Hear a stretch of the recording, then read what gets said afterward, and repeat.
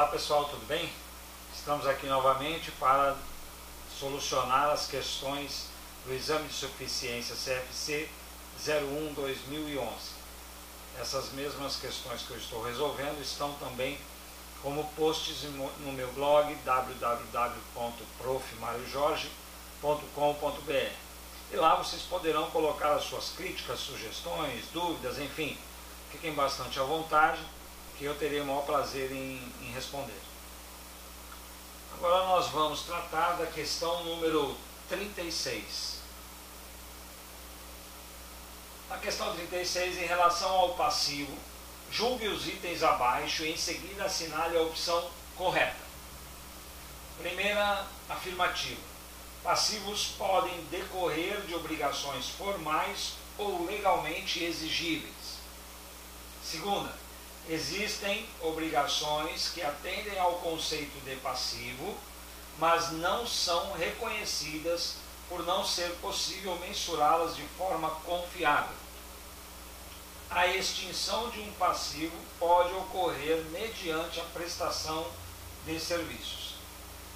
Então, para responder a essa questão, nós temos que conhecer a NBCTG, que fala sobre a estrutura conceitual, publicada pela resolução CFC 1121/08, que já faz parte do processo de convergência contábil às normas internacionais IFRS.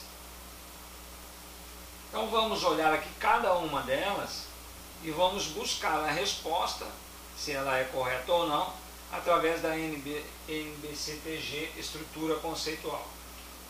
Passivos podem decorrer de obrigações formais ou legalmente exigíveis. Então a resposta sobre isso, se isso é verdadeiro ou não, está nos itens 49b e 53 da NBCTG.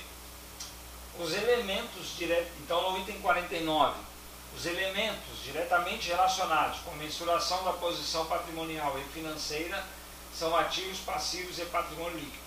Esses são definidos como segue. Então isso aqui na verdade é o início da colocação da explicação, né? B. Passivo é uma obrigação presente da entidade, derivada de eventos já ocorridos, cuja liquidação se espera que resulte em saída de recursos capazes de gerar benefícios econômicos. Um esclarecimento simples, que é o passivo que a gente conhece, né? Comprei mercadorias atrás, estou devendo, vou pagar lá na frente. Mas a colocação que está mais direcionada a essa afirmação vem no item 53. Então, uma característica essencial para a existência de um passivo é que a entidade tenha uma obrigação presente. Uma obrigação é um dever ou responsabilidade de agir e fazer de uma certa maneira. As obrigações podem ser legalmente exigíveis em consequência de um contrato ou requisitos estatutários. Esse é normalmente o caso, por exemplo, nas contas a pagar por mercadorias e serviços recebidos. Obrigações surgem também de práticas usuais de negócios, usos e costumes e o desejo de manter boas relações comerciais ou agir de maneira equitativa. Se, por exemplo, uma entidade decide, por uma questão de política mercadológica ou de imagem, retificar defeitos em seus produtos, mesmo quando tais defeitos tenham se tornado conhecidos depois que expirou o prazo de garantia, o período de garantia, as importâncias que espera gastar com os produtos já vendidos constituem-se passivos. Então, aqui na verdade está esclarecendo aquele item 49. Então diz aqui que um passivo normal é aquele por contrato, por nota fiscal e tal, ou pode ser criado um passivo em função da empresa ter uma relação, ou querer ter uma relação com a comunidade, com o mercado, né, uma boa relação relativa a usos e costumes do local, enfim, né, que no caso aqui foi o exemplo. Mas voltando só um pouquinho, então aqui na afirmação dizia, passivos podem decorrer de obrigações formais ou legalmente exigíveis. Então que legais ou formalmente exigíveis diz respeito a esse exemplo que foi dado. Opção 2. Existem obrigações que atendem ao conceito de passivo, mas não são reconhecidas por não ser possível mensurá-las de forma confiável. Toda contabilização é feita somente se houver condição de mensuração confiável, né? Partindo desse pressuposto. Então, na NBCTG, item 57, é que vai esclarecer sobre essa situação. Então, neste caso, devemos entender que, se não houver condições de mensurar, isso aqui é um texto meu, não é o item é esse aqui. Se não houver condições de mensurar, não será feita a provisão, mas isso não descaracteriza o passivo. Nos casos em que o fato se mostrar relevante, deve-se ao menos colocar em nota explicativa. Então, antes da gente ler, vamos tentar fazer um pré-entendimento aqui. Aqui está dizendo que existem obrigações que atendem ao conceito de passivo, mas não são reconhecidos por não ser possível mensurá-los de forma confiável. Se eu tenho uma situação que eu tenho que mensurar por um critério técnico, eu posso fazer aí uma provisão. E passivo, provisão é considerado um passivo normal. Mas tem situações em que não tenho valor de face e eu não tenho condição de mensurar tecnicamente. Neste caso, não deixa de ser um passivo, mas eu não posso contabilizá-lo, porque eu não tenho como mensurar confiavelmente. Então eu faço apenas uma anotação nas notas explicativas. Um exemplo seria, por exemplo, um processo. Um processo contra a empresa, né? E esse processo está em julgamento, existe uma grande chance de perdermos esse processo, porém, ainda não se chegou ao valor de causa. Não se sabe exatamente qual será o montante. Então eu não tenho como mensurar tecnicamente. Não posso registrar isso como um passivo normal e não posso fazer uma provisão, porque eu não tenho como registrar confiavelmente, mensurar confiavelmente.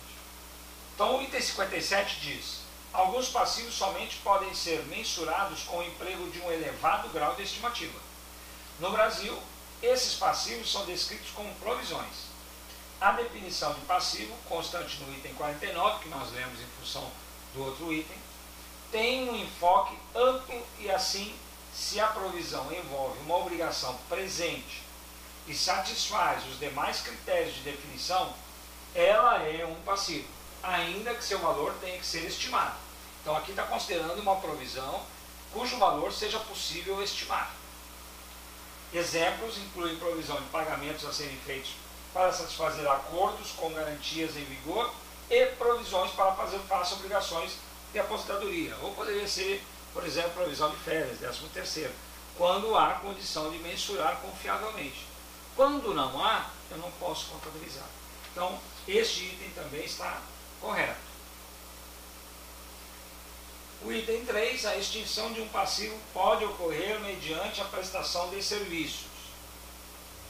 Na NBCTG, o item 55C, onde diz: a liquidação de uma obrigação presente geralmente implica na utilização pela entidade de recursos capazes de gerar benefícios econômicos a fim de satisfazer o direito de outra parte. A extinção de uma obrigação presente pode ocorrer de diversas maneiras, por exemplo, por meio de prestação de serviço. Então aqui está muito claro na própria norma, né? No item 55.